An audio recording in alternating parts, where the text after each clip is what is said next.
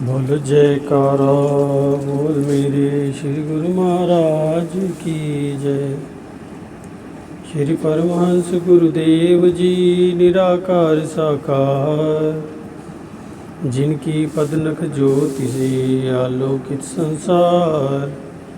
परम पुरुष पूर्ण धनी आनंद घन सुख रूप, सर्वारंभ में पूजिए पावन चरण अनूप। सर्वारंभ में पूजिए पावन चरण अनूप। श्री आरती पूजा सत्संग सेवा सुमिरन और ध्यान, श्रद्धा सहित सेवन करे निश्चय हो कल्याण। श्रद्धा सहित सेवन करे निश्चय हो कल्याण। श्रद्धा सहित श्री आरती पूजन प्रातः साय करे नित वंदन। शाश्वत आनंद शांति पाए निश्चय सुख में रहे समाये। बड़भागी सत्संग में आए हंस गति सोई सहजे पाए। सत्संगति फल अति शुभ मूला, गुरुमुख नहीं लागे वो शूला। गुरु सेवा अहंकार मिटावे, सेवक पद कोई जन पावे। कर निष्काम भाव दृढ़ सेवा, पाइए चार पदार्थ मेवा। श्वासों की वीणा पर साजे, मधुर नाम की सरगम बाजे। सुरत शब्द के संग मिलावे, आत्म रस को गुरुमुख पावे। आत्म रस को गुरुमुख पावे। सतगुरु के चरनार से जोड़ सुरत की डोर। पल पल ध्यान लगाए जैसे चंद्र चकोर। पल पल ध्यान लगाइए जैसे चंद्र चकोर। बोलो जयकारा बोल मेरी श्री गुरु महाराज की जय। श्री परमहंस अद्वैत मत, अमर ज्योति दर्शन, विदेश यात्रा। पिछली बार हम पढ़ रहे थे अद्भुत चमत्कार। आज है सत्संग की महत्ता। एक बार श्री सतगुरु दाता दयाल जी टोरंटो में विराजमान थे। एक प्रेमी परिवार के कुछ सदस्य श्री चरणों में विनय करने लगे, स्वामी जी हमारा यहाँ दिल नहीं लगता, हम किसी अन्य शहर में स्थानांतरित होना चाहते हैं, आप श्री आज्ञा प्रदान करें। आपने पूछा कि क्या आप यहाँ रोज सत्संग में आते हो? उन्होंने कहा स्वामी जी हम सत्संग में नहीं आ पाते। आपने फरमाया कि इसलिए तो तुम्हारा दिल नहीं लग रहा। इतने में उनकी माताजी ने विनय की कि स्वामी जी मेरा दिल तो यहाँ खूब लगा हुआ है, मैंने कहीं और नहीं जाना। आपने उससे भी पूछा कि क्या तुम सत्संग में आती हो? माताजी कहने लगी स्वामी जी मैं तो नियम से सत्संग श्रवण करने हेतु आती हूँ। आप मुस्कुराकर कहने लगे तभी तो तुम्हारा दिल लगा हुआ है। आपने पुनः आप सबको संबोधित करते हुए फरमाया प्रतिदिन सत्संग में आया करो, कुछ दिन सत्संग में निरंतर आकर उस पर आचरण करो। दिल लगाने वाली चीज़ से दिल लगाओगे तो तभी दिल लगेगा। पुनः स्वयं ही अंतर मन में झांक कर देखोगे तो विदित होगा कि कहीं अन्य जाने का ख्याल दिल से पूर्ण तौर से विस्मृत हो गया है। उन प्रेमियों ने श्री वचन पर मनन किया, आश्रम में आकर सेवा और सत्संग में रुचि लेने लगे। उन्होंने स्वयं ही अपने मुख से कहा कि ऐसी मानसिक शांति व आत्मिक सुख वैकुंठ धाम में भी नहीं मिल सकता, अन्यत्र जाने का तो विचार ही त्याग दिया। बोलो जयकारा बोल मेरे श्री गुरु महाराज की जय। अगली असली मांग। सिंगापुर का रहने वाला एक प्रेमी श्री दर्शन हेतु श्री चरणों में उपस्थित हुआ। वह अपने मुख से कुछ गुनगुना रहा था। सतगुरु तो शिष्य के अंतर हृदय की जानते हैं, फरमाने लगे कि कहो प्रेमी क्या चाहते हो? वह विनय करने लगा कि आपके चरणों में मांगने तो बहुत कुछ आया था, परंतु आपके सन्मुख आते ही सब कुछ भूल गया। आप मुस्कुराकर फरमाने लगे, कहो मैं तुमसे तुमको ही मांगता हूँ। कहो मैं तुमसे तुमको ही मांगता हूँ। ये एक वचन सुनकर वह प्रेमी निहाल हो गया। श्री सदगुरुदेव महाराज जी की अनंत कृपा को पाकर माला माल हो गया। बोलो जयकारा बोल मेरे श्री गुरु महाराज की जय। अद्भुत शक्ति। श्री प्रभु जी ने महात्मा पूर्ण भक्तानंद जी को एक बार गुरुमुखों को अपनी ओर से शुभ दुआ आशीर्वाद का संदेश देने के लिए और उनकी कुशलात पूछने के लिए जकार्ता भेजा। फोन द्वारा सूचना को पाकर सभी गुरुमुख प्रेमी आश्रम पर एकत्रित हो गए। एक भगत जी महात्मा जी के पास आकर बहुत जोर जोर से रोने लग गया। इतना रोया कि चुप करवाने पर भी चुप ना हुए। महात्मा जी के बार बार पूछने पर वह अपनी आप बीती सुनाने लगा। उन्हें हृदय का रोग था और सब नसें ब्लॉक हो चुकी थी। डॉक्टर उनकी एंजियोप्लास्टी नहीं कर पा रहे थे। वे पाइप को अंदर डालने का प्रयत्न करते, लेकिन पाइप उस टस से मस नहीं होता। उन्होंने कई बार प्रयत्न किया परंतु विफल रहे। अंत में उन्होंने भगत जी की ओपन हार्ट सर्जरी करने का सुझाव दिया। भगत जी यह सुनकर बहुत घबरा गए। उन्होंने डॉक्टरों से थोड़ा समय मांगा और श्री गुरु महाराज जी के नाम शब्द में सुरती जोड़कर मन ही मन उनसे प्रार्थना करने लगा कि स्वामी जी अब आप ही कृपा करें। उधर डॉक्टरों ने भगत जी की ओपन सर्जरी के लिए पूरी तैयारी कर ली।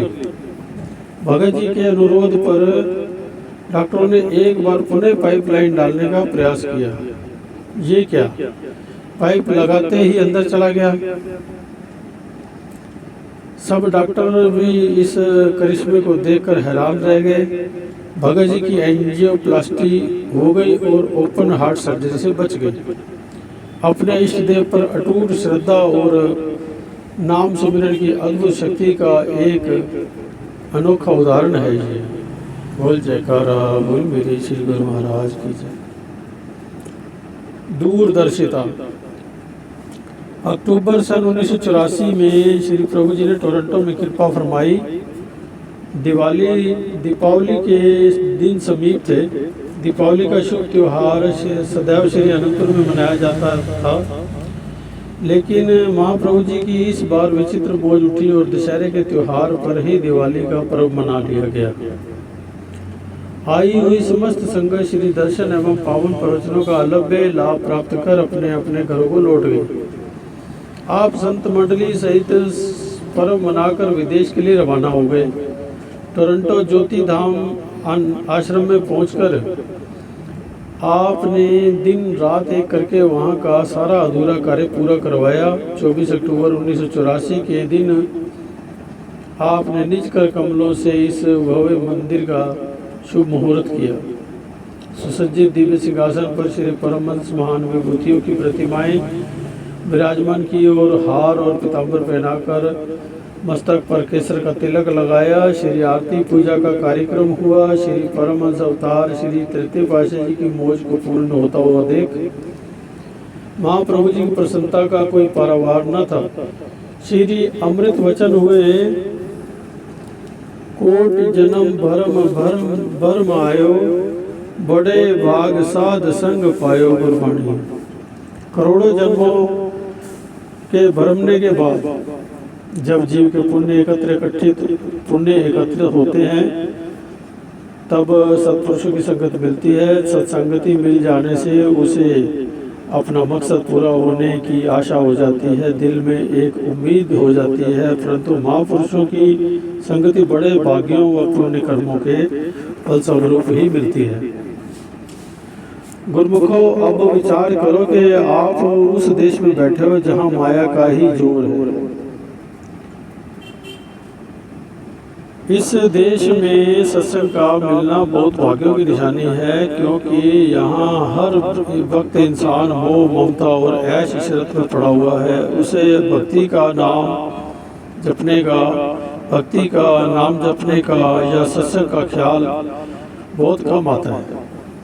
मगर ऐसी भी कोई बात नहीं, ये देश हो या है अन्य कोई देश, मालिक की संस्कारी रूहें प्रत्येक देश में होती हैं। उन्हीं के लिए युग युग में देखो, कोई किसी रूप में, कोई किसी रूप में संत महात्मा व सत्पुरुष आते हैं और उन्हें नाम की दीक्षा देते हैं, उन्हें जगाकर उन्हें अपने काम में लगाते हैं। वे संस्कारी रूहें सत्संग पाकर भक्ति के रंग में रंग कर जीवन का कल्याण कर लेती हैं। चाहे कोई देश में रहे या विदेश में रहे, भारत में हो, लंदन में हो, अमेरिका में हो, कनाडा या कैलिफोर्निया हो, परंतु जीव आत्मा ने अंत में मालिक के धाम में जाना ही है। अपना तो देश वही है, वहीं जाना है, वही अपना धाम है। अपने ख्याल से इंसान कितना भी विदेश घूमे और वहाँ कितना ही सुख आराम मिले, मगर वह उसे आराम नहीं समझता। जब तक वह अपने घर नहीं पहुँचता उसे चैन नहीं आता। इसी तरह रूह क्यों दुखी है? क्योंकि वह अपने घर से बिछड़ी हुई है।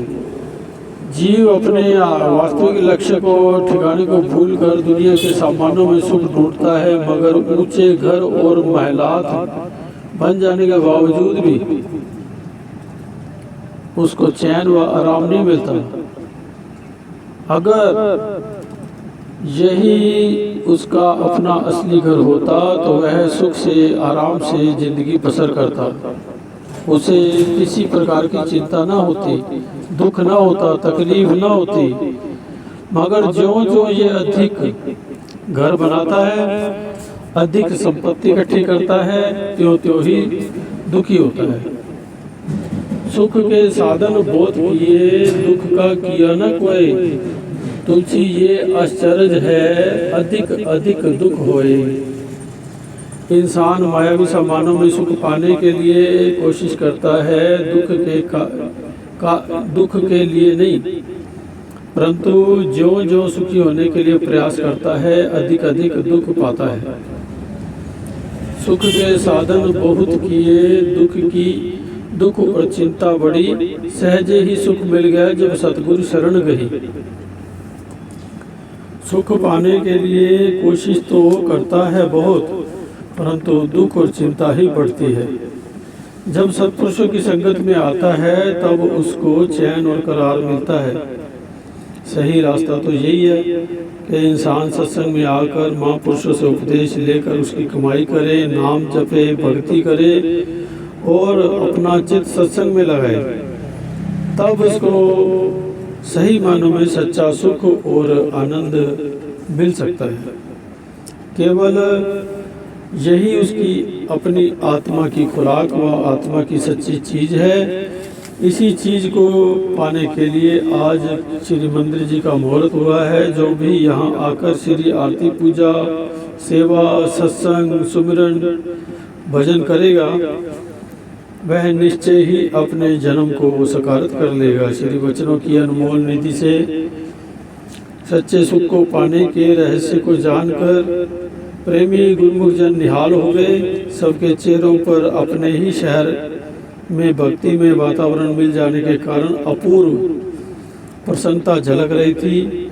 दिन रात माया के झिलमिल में फंसे हुए, माया की ही गुलामी झेलते हुए प्राणियों को आज इस दास्ता से मुक्त कराने वाले सतगुरु संत मिल गए थे। इसलिए आत्मा सच्चे सुख की सांस लेने लगी थी। आपने आश्रम के पीछे पड़ी खाली जगह पर कृपा फरमाई। उसे बगीचे का भव्य रूप प्रदान करने के लिए भक्तों को उस स्थान को साफ करने की आज्ञा दी। सबने इस सेवा में भाग लेकर कुछ ही क्षणों में इस जगह को साफ कर दिया। आप स्वयं नर्सरी में जाकर रंग बिरंगे पुष्पों से के पौधे लेकर आए और निज कर कमलों से उन पौधों को लगाकर उस बगीचे का उद्घाटन किया। कुछ समय पूर्व जो भूमि पर घास फूस से भरी पड़ी थी महाप्रभु जी की कृपा से कुछ ही पलों में सुंदर वाटिका के रूप में सुशोभित होने लगी। महापुरुषों की दृष्टि जहाँ पड़ जाए वहाँ जड़ व चेतन हर चीज में निखार आ जाता है। सब गुरुमुख जन भी आपकी इस दिव्य लीलाओं, इन दिव्य लीलाओं एवं करिश्मों को देखकर हैरान रह जाते। नव निर्मित आश्रम का शुभ मुहूर्त संपन्न करके आपने ओटावा के लिए प्रस्थान किया। ओटावा पहुंचकर समाचार मिला कि भारत देश की प्रधानमंत्री श्रीमती इंदिरा गांधी जी स्वर्ग सिधार गई हैं। महापुरुष दूरदृष्टा होते हैं। उन्होंने दीपावली से पूर्व ही सब संगतों को श्री दर्शन का सुअवसर प्रदान किया। उस समय देश की परिस्थितियां बिगड़ गई और लोगों का काफ़ी असुविधा का सामना करना पड़ा। सदगुरु सदैव अपने प्रेमियों के अंग संग रहते हैं और उनकी रक्षा का संपूर्ण उत्तरदायित्व अपने ऊपर ले लेते हैं। जीव बुद्धि उनकी महिमा व लीलाओं को समझ पाने में असमर्थ होती है। ये रहस्य बाद में प्रेमियों पर विदित हुआ कि श्री प्रभु जी ने अचानक ही ऐसा बदलाव क्यों किया था।